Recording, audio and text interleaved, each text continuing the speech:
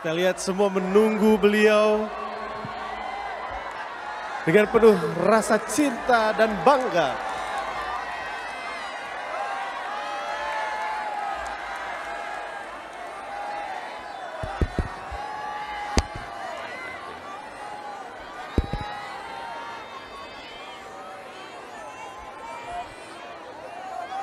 Bismillahirrahmanirrahim.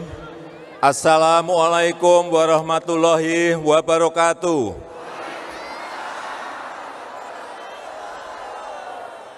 Salam sejahtera bagi kita semuanya, Shalom. Om Swastiastu, Namo Buddhaya, salam kebajikan. Yang saya hormati para ketua dan seluruh jajaran pengurus, relawan, Bapak Ibu, saudara-saudara, seluruh relawan dari seluruh penjuru tanah air, hadirin dan undangan yang berbahagia. Pertama-tama, sebelum saya menyampaikan, marilah kita berdoa dan mengheningkan cipta sejenak untuk saudara-saudara kita yang baru terkena musibah di Cianjur. Semoga diberikan kekuatan dan perlindungan. Untuk korban yang meninggal, semoga mendapatkan tempat yang terbaik di sisi Tuhan Yang Maha Esa, Allah Subhanahu wa Ta'ala. Untuk korban yang masih sakit dan dirawat di rumah sakit, semoga diberikan secepatnya kesembuhan. Mengheningkan cipta dimulai.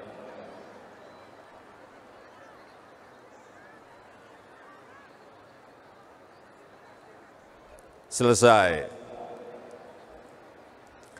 Selamat pagi. Selamat pagi. Kurang semangat. Selamat pagi.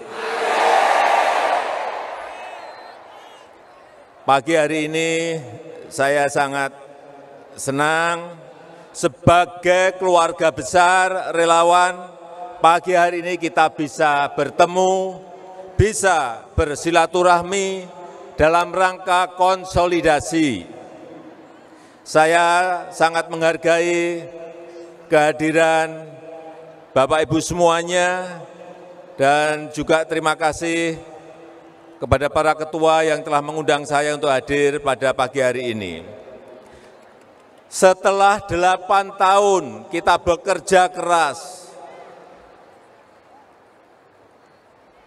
membangun negara kita Indonesia, membangun jalan-jalan nasional, baik di Jawa maupun di luar Jawa, membangun jalan tol baik di Jawa maupun di luar Jawa, dan juga jalan-jalan kecil di desa, jembatan-jembatan kecil di desa lewat dana desa. Kita juga membangun airport baru, membangun pelabuhan-pelabuhan baru utamanya di luar Jawa. Inilah yang namanya fondasi infrastruktur. Jalan apakah perlu? Pelabuhan apakah perlu? Airport apakah perlu? Semua itu diperlukan. Di Jawa maupun di luar Jawa sangat-sangat diperlukan karena itu menjadi sebuah fondasi kita untuk bersaing dengan negara-negara lain. Tidak mungkin kita bersaing dengan negara-negara lain kalau jalannya becek. Benar? Tidak mungkin kita bisa bersaing dengan negara lain kalau kita tidak punya airport di provinsi-provinsi yang kita miliki. Benar?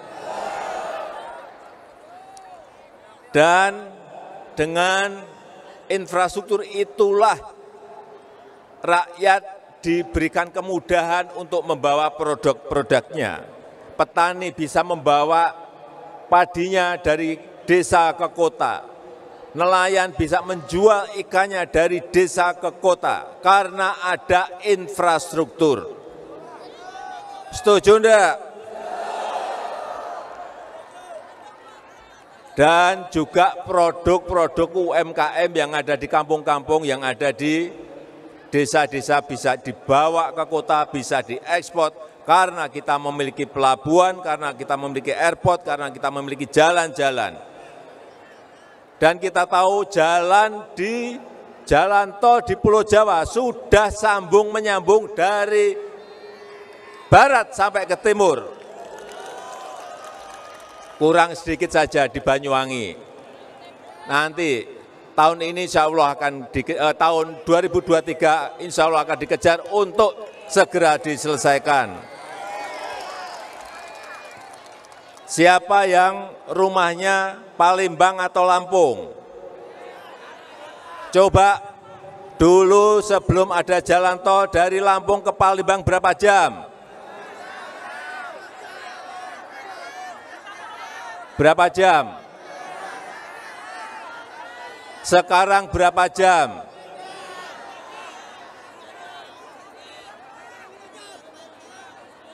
Bisa separuhnya, karena kecepatan, oleh sebab itu kecepatan logistik, kecepatan mobilitas orang dan barang itu bisa dipercepat. Kita juga telah membangun bendungan-bendungan plus irigasinya. Sampai akhir tahun ini 38 bendungan besar yang kita bangun. Ini untuk siapa? Untuk para petani di desa-desa kita. 74.800 desa yang kita miliki. Dan pembangunan, sekali lagi ingin saya sampaikan, pembangunan tidak Jawa sentris, tidak hanya di Jawa, tetapi pembangunan juga dilakukan di luar Jawa, dan justru sekarang lebih banyak yang di luar Jawa. Bapak Ibu setuju? Karena kita ini memiliki sekarang 38 provinsi, memiliki 514 kabupaten dan kota, memiliki 17.000 pulau. Jadi kalau yang dibangun hanya Jawa, yang di luar Jawa akan merasakan tidak adanya pemerataan. Betul enggak? Dan pembangunan infrastruktur itu akan menumbuhkan titik-titik pertumbuhan ekonomi yang baru. Akan ada titik-titik pertumbuhan ekonomi baru. Saya berikan contoh, di Mandalika. Dulunya Mandalika itu memang pantainya cantik, tapi karena tidak ada infrastruktur, tidak disiapkan dengan baik. Tetapi setelah adanya sirkuit MotoGP, sekarang Mandalika menjadi titik pertumbuhan ekonomi baru. Coba dilihat, Bapak Ibu kalau pengen lihat cantiknya pantai-pantai kita dan laut kita, datang ke Labuan Bajo yang telah kita selesaikan, kita kerjakan. Itu juga titik pertumbuhan ekonomi baru di luar Jawa. Juga di Likupang, meskipun belum selesai, tetapi kita harapkan tahun depan akan diselesaikan. Likupang di Sulawesi Utara. Inilah nanti yang akan menjadi titik pertumbuhan ekonomi baru Indonesia. Artinya tidak hanya di Jawa saja, tetapi juga di luar Jawa. Juga daerah-daerah industri, Bapak Ibu sekalian bisa lihat, di luar Jawa sekarang ini berkembang sangat pesat. Coba dilihat di Morowali. Ada yang dari Morowali. Morowali sekarang menjadi kawasan daerah industri baru Indonesia. Juga yang berada di WDB, ada yang dari Maluku Utara, menjadi daerah, menjadi titik, menjadi sentra ekonomi baru karena di situ ada kawasan industri WDB. Kalau titik-titik pertumbuhan ekonomi baru ini semakin banyak di wilayah-wilayah di luar Jawa, maka lapangan kerja akan terbuka sebanyak-banyaknya. Setuju? Karena problem besar kita adalah lapangan kerja. Kenapa? Karena penduduk kita ini gede sekali, banyak sekali. 278 juta penduduk kita. Inilah yang menyebabkan ekonomi di daerah bertumbuh.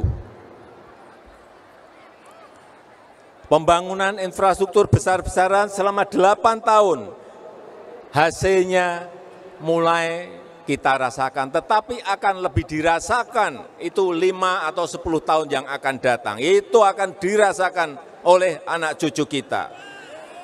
Inilah yang kita siapkan.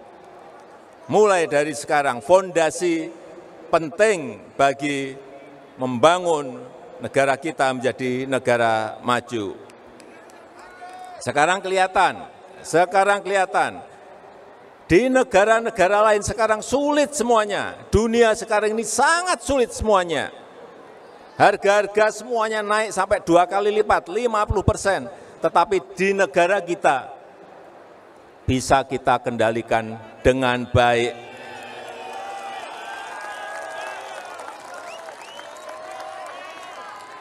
Bisa kita kendalikan dengan baik. Negara-negara besar sekarang ini resesi. Negara kita masih bisa tumbuh 5,72% di kuartal ketiga.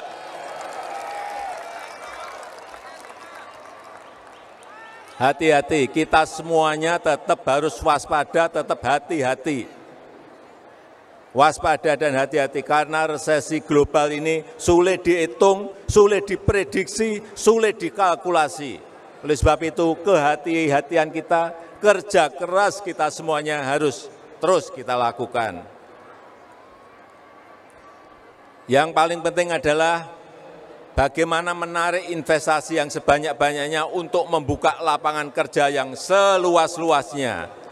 Oleh sebab itu saya minta di daerah-daerah yang ada investasinya agar masyarakat ikut mendukung. Karena begitu ada investasi artinya lapangan kerja itu akan terbuka. Pertumbuhan ekonomi di daerah juga pasti akan ikut naik. Saya berikan contoh Maluku Utara. Dengan adanya industri WDB sekarang pertumbuhan ekonomi di Maluku Utara sampai angka 27%. Enggak ada di dunia sekarang ini bisa sebuah provinsi tumbuh 27%.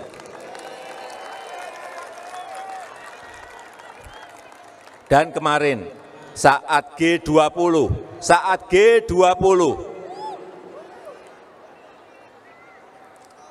Indonesia dikatakan oleh managing directornya IMF, Indonesia adalah titik terang ekonomi dunia di tengah kesuraman ekonomi global. Indonesia adalah titik terang ekonomi dunia di tengah kesuraman ekonomi global. Ini kita harus bangga. Karena semua negara sulit. Karena pandemi yang belum selesai, adanya krisis pangan, adanya krisis energi, adanya perang di Ukraina, adanya krisis keuangan, semuanya sekarang negara itu sulit semuanya. Kita patut bersyukur, wajib bersyukur karena negara kita masih bisa tumbuh sekali lagi 5,72%. Dan saat G20, Indonesia juga berhasil menjadi jembatan dari negara-negara yang saling berselisih.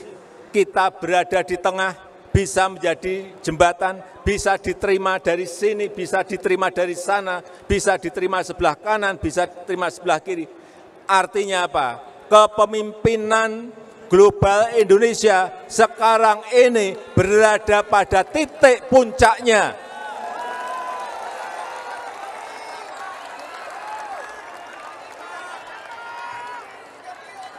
Oleh sebab itu kita sekali lagi wajib bersyukur. Negara-negara besar saja tidak kuat menahan gejolak resesi global. Tetapi alhamdulillah dengan kewaspadaan yang baik, dengan kehati-hatian yang baik, kita masih bisa bertahan, bahkan naik angkanya pertumbuhan ekonomi kita di 5,72.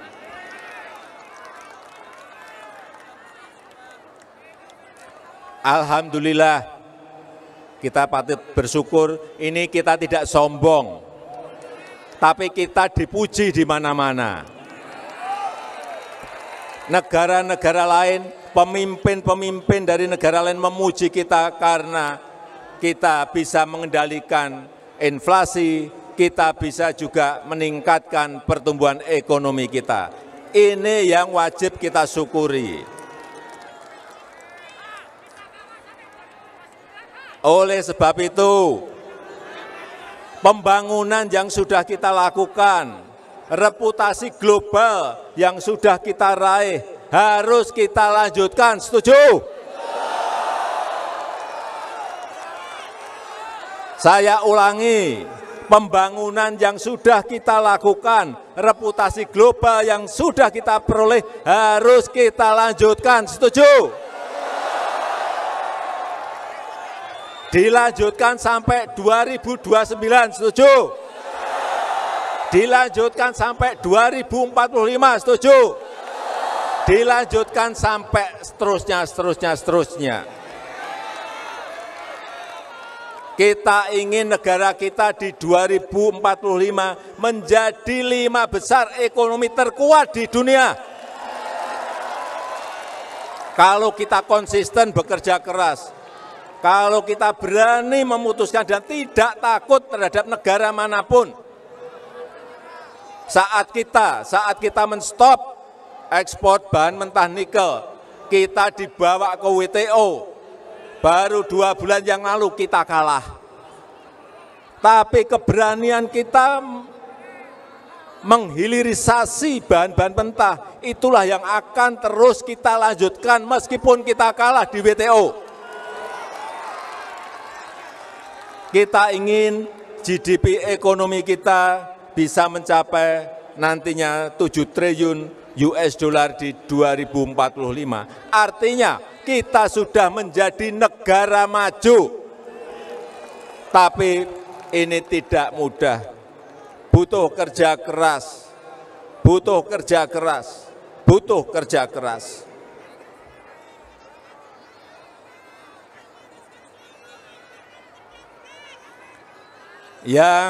Yang sudah kita bangun harus kita jamin keberlanjutannya. Setuju? Inilah yang harus kita jaga bersama-sama. Bukan hanya untuk 2024, bukan hanya untuk 2029, tetapi untuk Indonesia Emas 2045 dan seterusnya.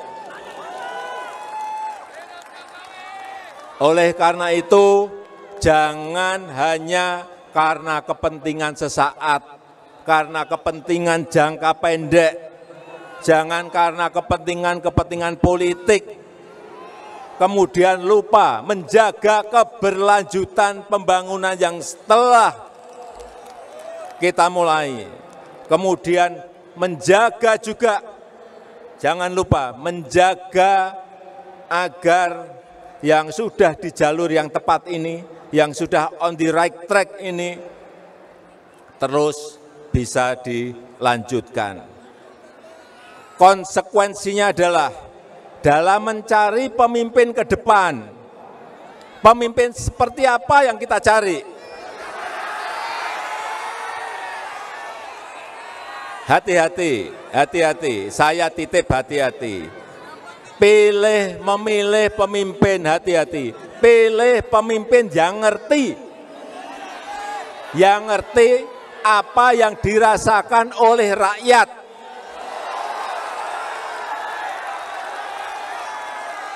Pilih nanti di 2024, pilih pemimpin yang ngerti tentang apa yang dirasakan oleh rakyat. Setuju? Juga pilih pemimpin yang tahu apa yang diinginkan oleh rakyat, apa yang dibutuhkan oleh rakyat. Setuju?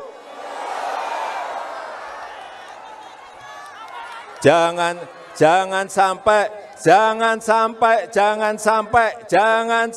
kita memilih pemimpin yang nanti hanya senangnya duduk di istana yang AC-nya dingin.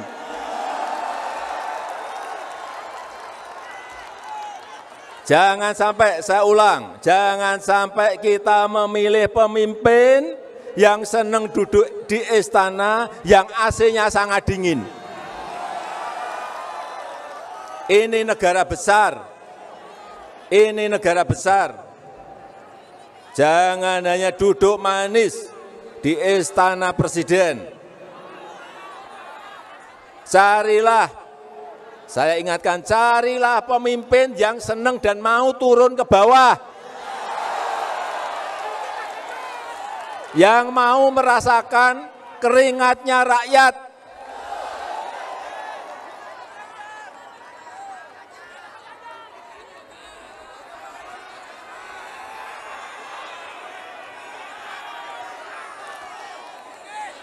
Perlu saya sampaikan,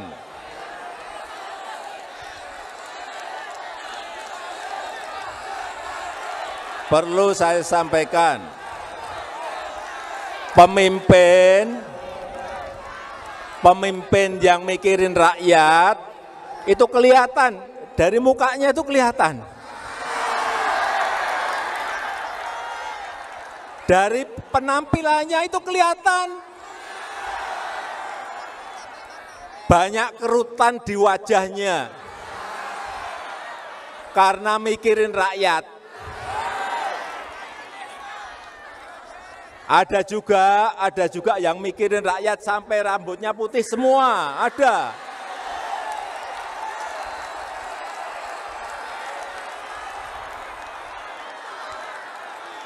Ada itu.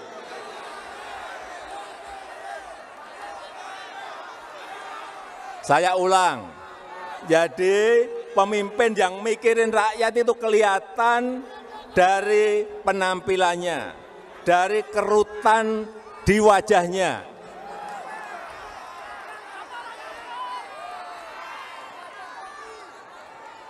Kalau wajahnya celing, bersih, tidak ada kerutan di wajahnya, hati-hati. Lihat juga, lihat rambutnya. Wah, kalau rambutnya putih semua, nah ini mikir rakyat ini.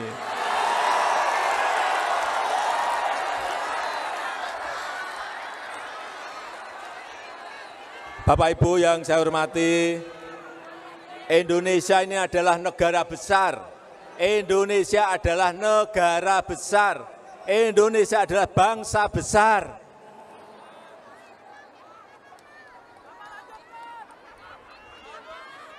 Buat saya, ini prinsip yang paling penting mengelola sebuah negara besar seperti Indonesia.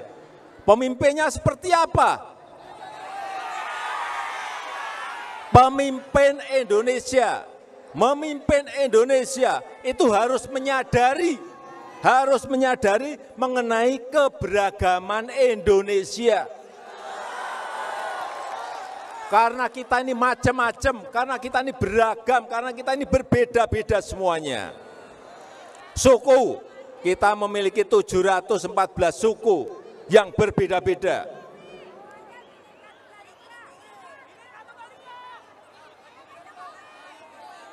Bahasa daerah, kita memiliki lebih dari 1.300 bahasa daerah yang berbeda-beda.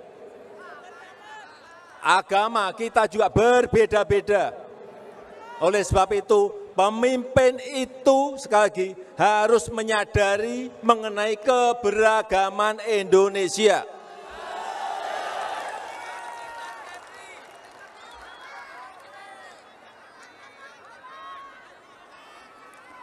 Bapak Ibu, saudara-saudara sekalian yang saya hormati,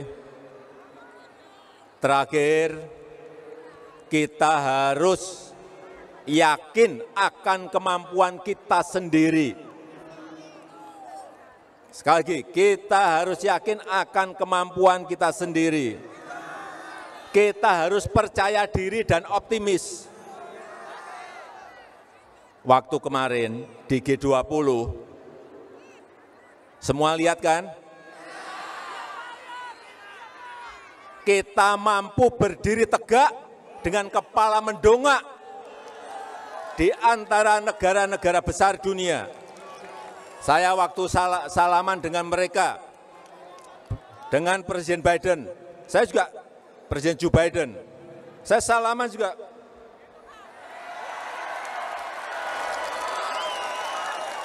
Kita negara besar, waktu salaman dengan Presiden Xi Jinping,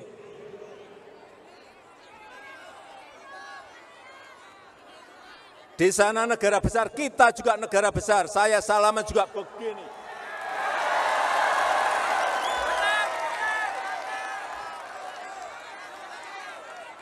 Dengan negara-negara Eropa, kita juga tidak menunduk-nunduk, salaman juga begini.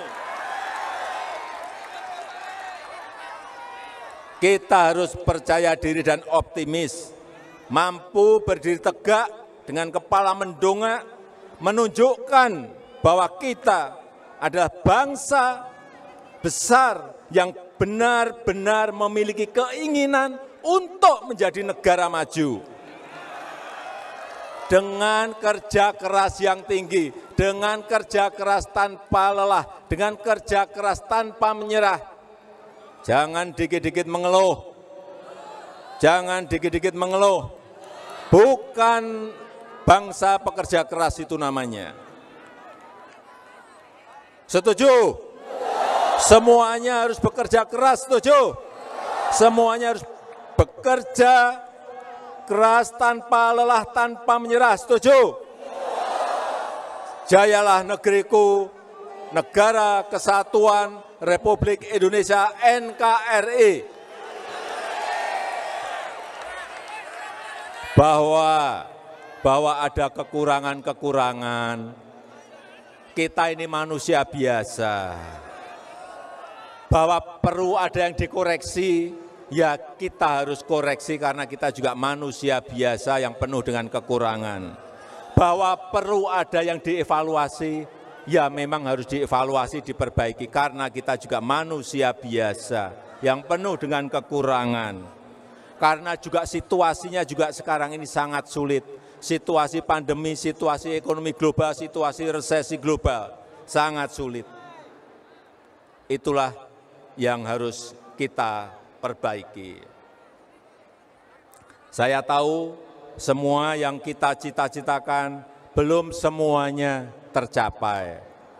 Oleh karena itu sekali lagi keberlanjutan itu sangat penting sekali. Kesamaan visi dan misi ke depan itu sangat penting sekali. Yang sudah on the right track, yang sudah di jalur yang benar, harus diteruskan, harus dilanjutkan. Setuju? Sekali lagi, jayalah negeriku NKRI, Negara Kesatuan Republik Indonesia. Terima kasih, saya tutup. Wassalamualaikum warahmatullahi wabarakatuh. Semoga Tuhan memberkati kita. Terima kasih. Pulang ke rumah hati-hati. Semuanya selamat di jalan. Selamat pagi. Terima kasih. Terima kasih Pak Jokowi. Waalaikumsalam warahmatullahi wabarakatuh. Berikutnya proses